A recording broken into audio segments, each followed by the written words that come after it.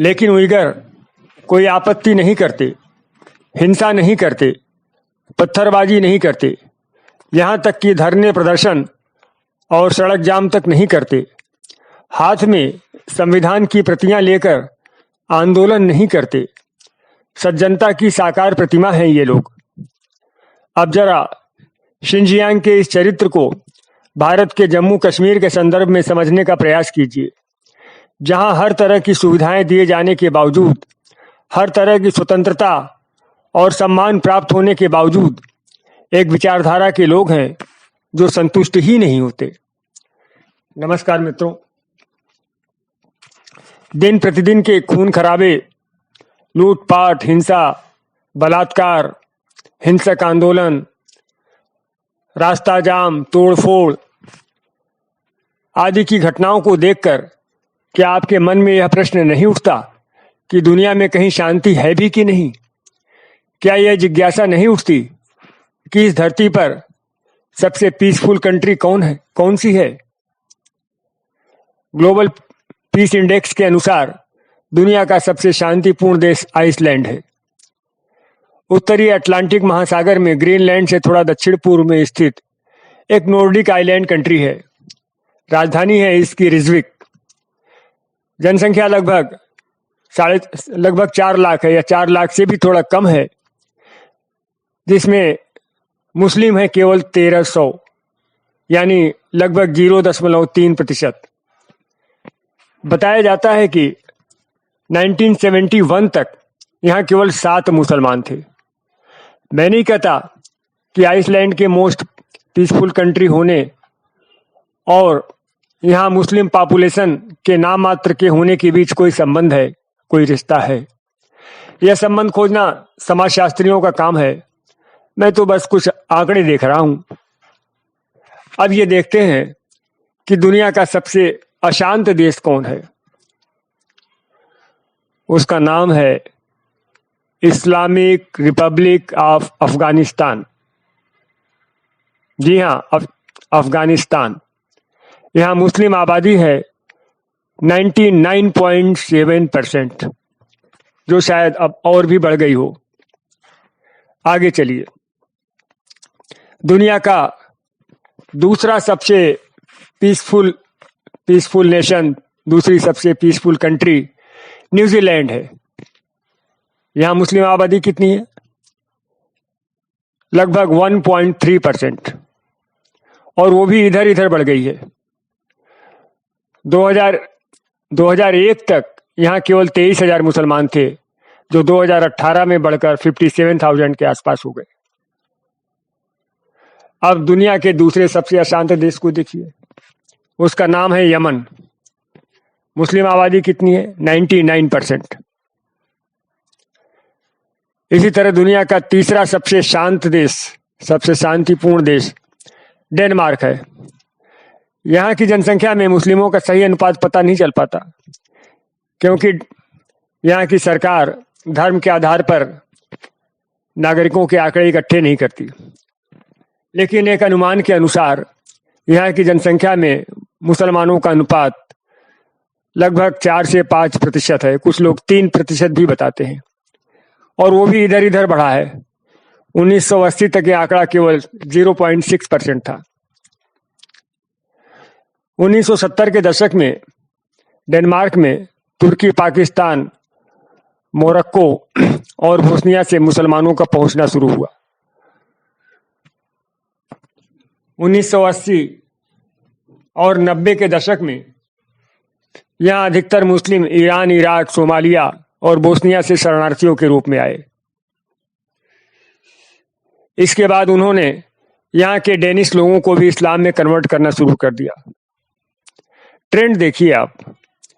पहले इस्लामिक चरमपंथ से प्रताड़ित होकर, सताए जाकर किसी देश में शरण लो, और फिर वहां के लोगों को भी इस्लाम में कन्वर्ट करना शुरू करो। डेनमार्क में इस्लाम के प्रसार के साथ ही मस्जिदों की संख्या भी लगातार बढ़ती गई। 2019 में नोरेब्रो में दंगे हुए, जिसमें काफी आगजनी व हिंसा हुई। इस प्रकार धीरे धीरे मुस्लिम कट्टरता ने यहाँ अपना रंग दिखाना शुरू कर दिया। अब दुनिया के तीसरे सबसे अशांत देश सीरिया की चर्चा करते हैं। यहाँ की आबादी में 87 से 90% के बीच मुस्लिम बताए जाते हैं, जो शिया और सुन्नी जैसे संप्रदायों में बटे हुए हैं, लेकिन बड़ी संख्या सुन्नी मुसलमानों की है। सीरिया में भयंकर गृह युद्ध चल रहा है, जिसका प्रमुख कारण यह बताया जाता है कि सुन्नी बहुल इस देश में एक शिया राष्ट्रपति कैसे। बता दें, सीरिया के राष्ट्रपति का नाम बशर अल असद है, जो कि एक शिया है। खैर, इन आंकड़ों का मतलब जो भी आप निकालना चाहें निकालते रहिए, लेकिन अब हम जरा चीन का रुख करते हैं। वैसे तो यहाँ कुल आबादी में मुस्लिम्स का प्रतिशत बहुत कम है, लेकिन शिनजियांग प्रांत में उनका अच्छा खासा अनुपात है। शिनजियांग के मुसलमानों को उइगर कहा जाता है, आप जानते हैं। बड़े ही शांतिप्रिय और सीधे साधे लोग हैं बेचारे। चीन की सरकार उन पर इतना जुल्म करती है, लेकिन वे इतने सीधे हैं कि चूं भी नहीं करते। जो पढ़ाती है पढ़ लेते हैं, जो सिखाती है सीख लेते हैं, बिल्कुल सीधे ओबीडियंट, कोई प्रतिरोध नहीं, कोई झगड़ा फसाद नहीं। यहां तक कि रोजे रखने और पहनावे पर भी चीन सरकार का प्रतिबंध है। लेकिन उइगर्स इतने राष्ट्रभक्त हैं कि इन प्रतिबंधों का पूरी निष्ठा से पालन करते हैं। कोई विरोध नहीं, कोई प्रतिरोध नहीं। अपने बच्चों के नाम भी अपने धर्म के हिसाब से नहीं रख पाते, लेकिन उसको भी मान लेते हैं। कहते कोई बात नहीं, जिस देश में रहो उसका कानून मानो। कुछ समय पहले तक शिनजियांग में उइगर मुस्लिम्स की आबादी लगभग 75% तक हुआ करती थी, जो अब गिरते गिरते 50% तक रह गई है। ऐसा बताया जाता है कि चीन की सरकार यहां लगातार बड़ी संख्या में हान जाति के लोगों को बसा रही है, लेकिन उइगर कोई आपत्ति नहीं करते, हिंसा नहीं करते, पत्थरबाजी नहीं करते, यहां तक कि धरने प्रदर्शन और सड़क जाम तक नहीं करते, हाथ में संविधान की प्रतियां लेकर आंदोलन नहीं करते। सज्जनता की साकार प्रतिमा है ये लोग।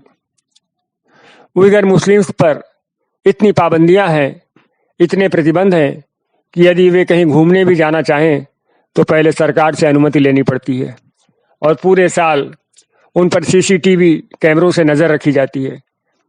जरा भी संदेह होने पर उन्हें पुलिस पकड़ लेती है। लेकिन उइगर हैं कि एक अच्छे नागरिक की तरह सरकार के सभी आदेशों का निष्ठापूर्वक पालन करते हैं। इस दृष्टि से तो उन्होंने महात्मा गांधी को भी पीछे छोड़ दिया है। महात्मा गांधी अहिंसावादी तो थे, लेकिन शांतिपूर्ण प्रतिरोध तो करते थे। यहां तक कि उन्होंने शांतिपूर्वक अंग्रेजी कानून भी तोड़े। लेकिन उइगर तो उनसे भी एक कदम आगे हैं। इतने शांत है वे, इतने शांत हैं कि उनके आगे तो महात्मा गांधी भी अशांत दिखते हैं। अब जरा शिनजियांग के इस चरित्र को भारत के जम्मू कश्मीर के संदर्भ में समझने का प्रयास कीजिए, जहां हर तरह की सुविधाएं, हर तरह की स्वतंत्रता और सम्मान प्राप्त होने के बावजूद एक विचारधारा के लोग हैं जो संतुष्ट ही नहीं होते। 1980 के दशक में यहाँ भारी संख्या में लोगों को मारा काटा गया, भगाया गया और उनकी संपत्ति व स्त्रियों की लूट की गई, हत्याएं हुई, बलात्कार हुए, केवल इसलिए कि वे गैर मुस्लिम थे। जिस तरह चीन के उइगरों को सताया जा रहा है, वैसा कुछ भी नहीं था उनके साथ। उल्टा वे विशेषाधिकारों के साथ रह रहे थे। भारत का पैसा भारी मात्रा में वहां बहाया जा रहा था, जिससे वे खुश रहें, संतुष्ट रहें। लेकिन पता नहीं क्या समस्या थी कि वे खुश ही नहीं हो रहे थे, संतुष्ट ही नहीं हो रहे थे और पराक्रम दिखाए जा रहे थे। अभी हाल ही में हमने देखा कि किस तरह वहां धर्म को पहचान कर लोगों को मारा गया। प्रश्न ये उठता है कि इन दोनों ही स्थानों के मुस्लिम चरित्रों में इतना अंतर क्यों? एक स्थान पर उत्पीड़ित होने के बावजूद शांत हैं, तो दूसरे स्थान पर हर तरह की सुख सुविधाओं व स्वतंत्रताओं का उपभोग करने के बावजूद अशांत हैं, उद्वेलित हैं, उग्र हैं। क्या ये अंतर शिनजियांग और कश्मीर के भूगोल के कारण है?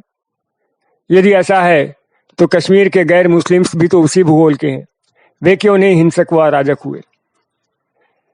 एक ताज़ी खबर त्रिपुरा से है, जहां मुस्लिम भीड़ ने काली मंदिर पर हमला करके उसे क्षतिग्रस्त कर दिया और प्रतिमा को तोड़ डाला।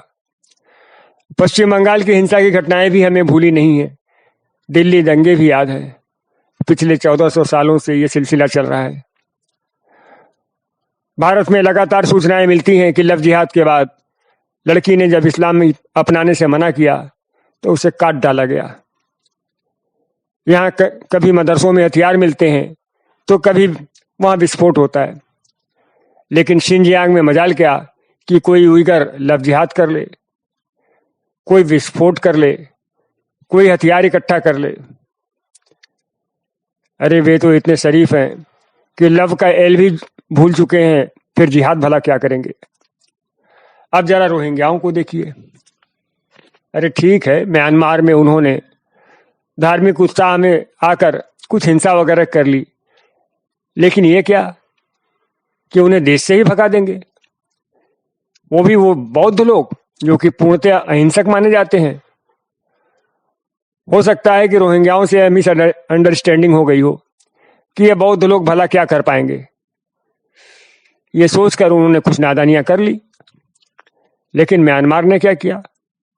1982 में उनकी नागरिकता ही छीन ली, उनके आने जाने पर प्रतिबंध लगा दिया, उन्हें सरकारी स्कूलों में पढ़ने से रोक दिया, सरकारी नौकरियों के दरवाजे उनके लिए बंद कर दिए।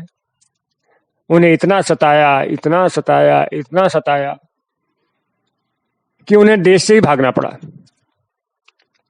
रोहिंग्याओं के साथ क्या है न मित्रों कि एक ओर तो वे खुद को अराकान का निवासी मानते हैं, तो दूसरी ओर अपनी जड़ें अरब और मुगल में ढूंढते हैं। खैर, म्यांमार से भागकर रोहिंग्या बांग्लादेश और भारत पहुंच गए, कुछ थाईलैंड के भी सीमावर्ती क्षेत्रों में घुस गए। लेकिन आश्चर्य देखिए कि जिन रोहिंग्याओं को म्यांमार में नागरिकता नहीं मिल पा रही है, वे भारत में तमाम तरह के पहचान पत्र बनवा लिए और बहुतेरे वोटर लिस्ट में भी शामिल हो गए। उनमें से बहुतों के पास भारतीय पासपोर्ट होने की भी सूचनाएं हैं।